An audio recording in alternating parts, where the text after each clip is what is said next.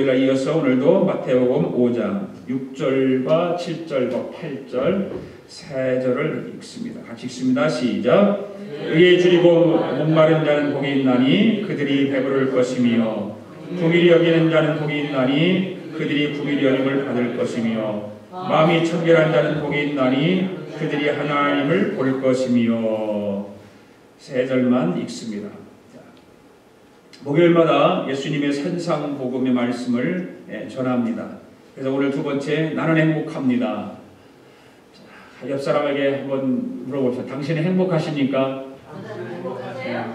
나는 행복합니다. 할렐루야. 어느 여대생의 이야기입니다. 그는 한쪽 다리가 다른 쪽 다리보다 좀 짧았습니다. 그래서 먼 거리를 걷는 것이 좀 괜히 불편하고 목발을 짚어야 걸을 수 있는 장애자였습니다. 그가 다니는 학교는 좀 산 중턱에 위치해 있었습니다. 가파른 계단이 유난히도 많았습니다. 그러니까 목발을 짚고 한 계단 한 계단 올라가기가 참 힘들었습니다. 그럼에도 불구하고 그의 얼굴은 언제나 밝았습니다. 평안했습니다. 늘 행복한 표정을 지었습니다. 그리고 공부도 참 잘했습니다. 어느 날 그의 곁에서 함께 계단을 올라가던 같은 과 여학생이 그를 바라보면서 좀 안쓰럽다고 생각을 했습니다. 그래서 그렇게 말합니다. 예, 하나님이 너에게 기적을 베풀어 주셔서 너의 그 짧은 한쪽 다리를 길게 늘려주셨으면 참 좋겠다. 그렇게 이야기를 해줬습니다. 그러자 이 여대생은 미소를 지으면서 언능 아멘 하고 화답을 했습니다. 친구는 그에게 물었습니다. 넌 어떻게 하다가 그런 장애를 갖게 되었니? 라고 물어봅니다. 그에 대해서 서슴없이 대답합니다. 어릴 때 소아마비를 심하게 앓았어. 그래서 내가 한쪽 다리가 짧아서 장애를 입고 있어. 그 말을 들은 친구는 궁금한 점이 더 있다는 듯이 또 이렇게 말합니다. 그런데 너는 어떻게 그렇게 늘 이렇게 평안해 보이고 참 행복해 보이냐고 물어봤습니다. 그러자 이 여대생이 또 대답을 합니다. 그야 내 마음이 건강하니까 그렇지.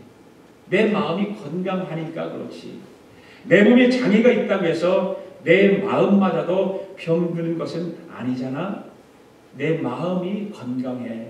그렇게 대답을 하더라는 것입니다. 그렇습니다. 행복은 마음가짐에 있는 것입니다. 외부에서 주는 것이 아니라 내 마음가짐 속에서 행복을 찾게 되고 행복이 가져다 주는 것입니다. 우리 사람들은 우리 행복을 밖에서 찾으려고 합니다. 보이는 것에서 찾으려고 합니다. 그러나 진정한 행복은 마음에 있다는 것입니다. 우리 안에 있는 것입니다. 우리가 육신적으로 힘들고 고통스러운 삶을 좀 산다 할지라도 우리의 마음이 기쁘고 즐거우면 우리는 언제나 행복한 삶을 살 수 있습니다. 행복은 전적으로 그래서 마음가짐이 있어요. 내가 무슨 생각을 하거나 어떤 마음을 가지고 있느냐에 따라서 행복과 불행이 차이가 생기게 되는 것입니다. 성경에 보면 하나님께서 태초에 천지를 창조하셨습니다. 그때 하나님께서 하나님의 형상대로 사람을 만드셨습니다. 하나님께서 자신의 형상대로 사람들을 만들고 그 형상대로 지음받은 사람이 행복하게 살기를 원하셨습니다. 그게 하나님의 뜻입니다. 하나님은 그걸 참 원하셨습니다. 그래서 천사를 시켜서 사람에게 필요한 행복을 갖다 주라고 명령하셨습니다. 그러자 천사의 마음속에 은근히 질투심이 생기기 시작합니다. 그래서 천사는 사람에게 행복을 갖다 주기는 하되 좀 찾기 힘든 곳에 감춰둬야 되겠다 생각을 했습니다. 그래서 천사는 그래서 다른 동료에게 의논을 했습니다. 한 천사가 이런 제안을 합니다. 사람의 손이 쉽게 미치지 않는 그 깊은 바다 속에다가 그 행복을 감춰주면 어떨까?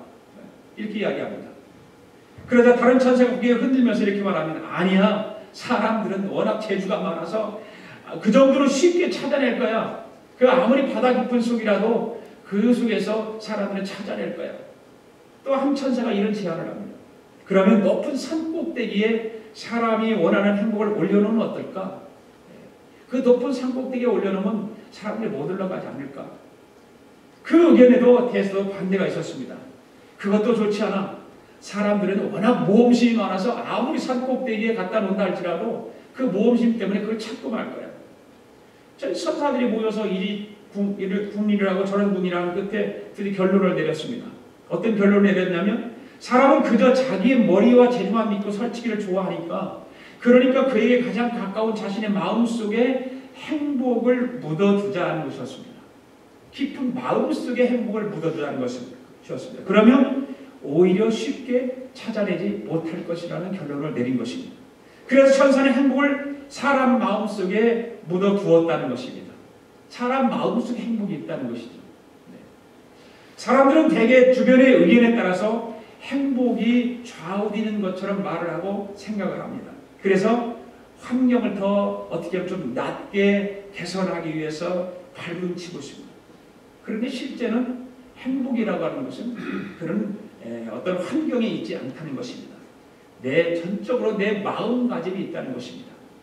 극단적인 예를 든다면 우리가 성경에 나오는 스데반 집사를 한번 생각해 볼 필요가 있죠. 그가 돌에 맞아 순교합니다. 얼마나 고통스러웠겠습니까? 돌에 맞아서 사람들이 스데반 집사를 가운데 들어오고 뺑 둘러서 돌을 계속 던져대니까 머리고 얼굴이고 다 피투성이가 되죠. 그런데 스데반 집사의 모습은 어떤 모습이었습니까? 정말 하늘문이 열릴 정도로 환하게 빛나는 그런 천사처럼 아름다운 모습을 마지막 순간에 그렇게 하면서 무릎 꿇고 기도하는 모습, 그런 것을 우리가 생각해 본다면 행복이 어디에 있을까요? 바로 마음에 있다는 것이죠. 행복. 그래서 스데반 집사는 무슨 기도를 합니까? 주 예수여 내 영혼을 받으시옵소서. 그리고 이 죄를 저들에게 돌리지 마옵소서. 이런 기도를 돌을 던지는 자를 향해 위해서 하나님 앞에 기도합니다. 스데반 집사가 돌에 맞아 순교하는 극심한 고통 속에서도 그의 모습이 어떻게 그처럼 평온할 수 있었을까? 어떻게 그렇게 천사처럼 밝은 얼굴을 모습을 가지고 있었을까? 비록 육체는 고통스러웠지만 그의 마음은 바로 주 예수 그리스도로 인해서 행복이 넘쳤기 때문일 것입니다. 바로 예수님 때문에 그는 행복했고 예수님 때문에 돌에 맞아 정말 죽으면서도 바로 얼굴이 천사처럼 밝게 웃을 수 있었고 마음속에서 바로 그런 것이 일어나지 않았을까라고 하는 것입니다. 여러분, 예수님은 오늘 본문의 말씀을 통해서 예수 그리스도의 제자인 바로 저와 여러분이 바로 복 있는 자고 행복한 자라고 말씀하고 있는 것입니다. 바로 예수 그리스도를 믿는 사람들, 예수 그리스도의 제자인 우리의 삶이 행복한 사람들이라는 것입니다.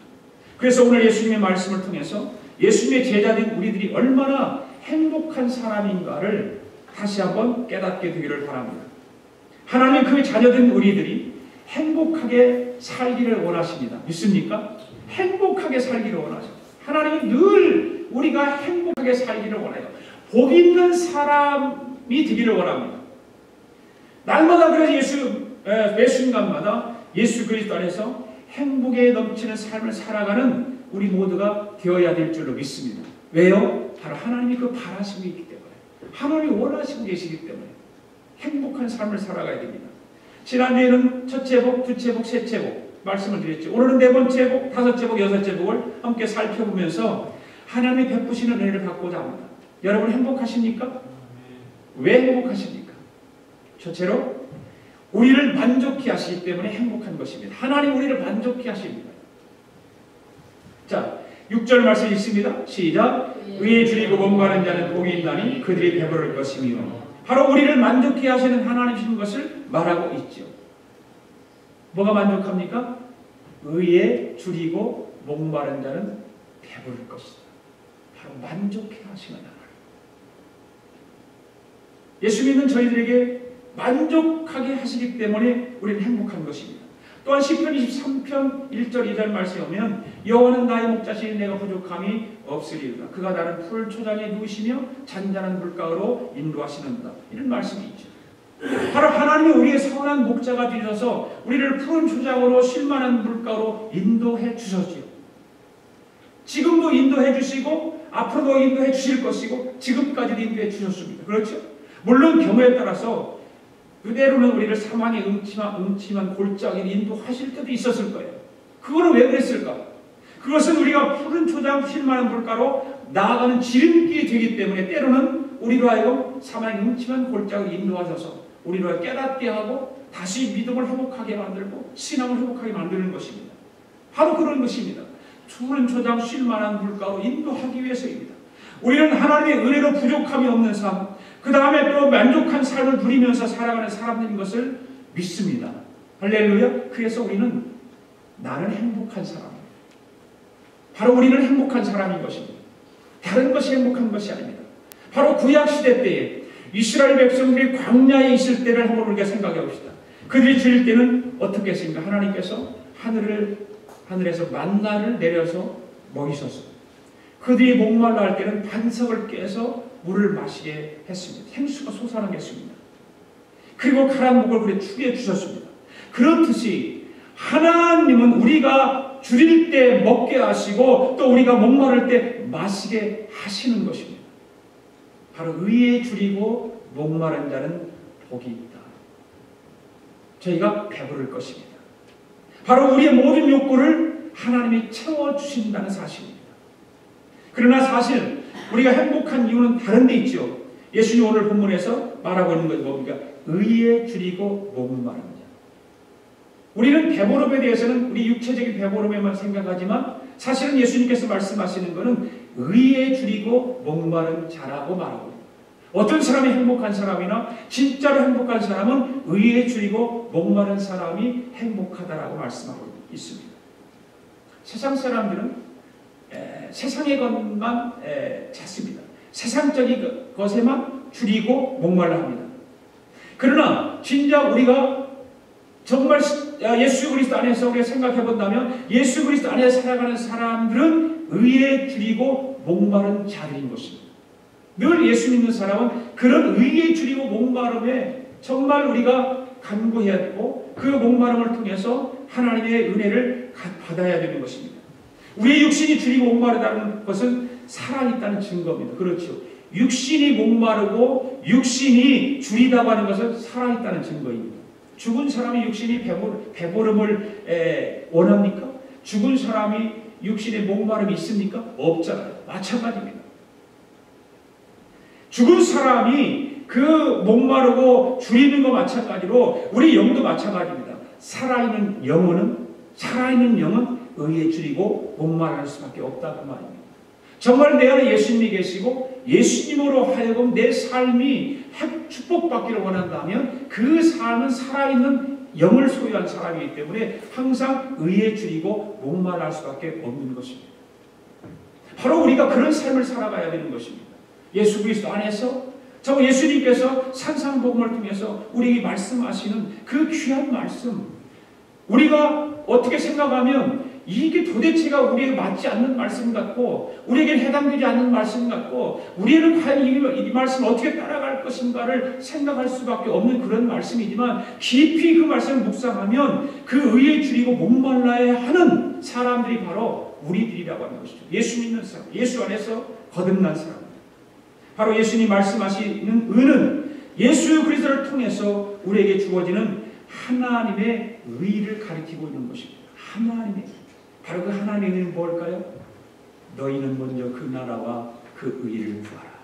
그리하면 이 모든 것을 너에게 더하시리라. 바로 그 말씀이죠. 바로 하나님의 의는 그것입니다. 너희는 먼저 그 나라와 그 의를 구하라. 그런 말씀이죠. 자, 우리가 마태복음 15장에 보면 탕자의 비유가 나오죠. 탕자의 비유가 나오는데 그 탕자가 집으로 돌아왔습니다. 그는 자기를 영접해 주신 아버지께 이렇게 말합니다. 누가복음 15장 21절 한번 읽어볼까요? 시작. 아버지여, 내가 하늘과 아버지께 주를 얻었사오니 이제부터는 아버지의 아들이라 일컬음을 감당치 못하겠나이다. 그러니 이제부터는 저를 품꾼에 하나 부어소서. 지금 집 나갔다가 아버지 앞으로 돌아온 탕자가 아버지에게 하는 이야기입니다. 그러나 이 말에 대해서 아버지는 들은 척도 하지 않습니다. 아버지는 종들을 불러서 이렇게 말하죠. 22절, 23절 시작. 여봐라, 내 아들에게 제일 좋은 옷을 내어다 입혀라. 손에는 가락지를 끼우고 발에는 신을 신겨라. 그리고 살찐 짐승을 잡아. 그리고 우리와 함께 먹고 마시자, 즐기자. 이런 아버지의 사랑에 아들은 어떤 반응을 보여야 할까? 이런 아버지의 사랑에 아들은 어떤 반응을 보여야 될까? 아버지는 저는 그렇게 할 수 없습니다. 그렇게 저기 보세요. 아버지 저는 그렇게 할 수 없습니다. 그렇게 해서는 제 마음 편할 수 없습니다. 그러니 부디 저를 품꾼과 똑같이 대해 주십시오.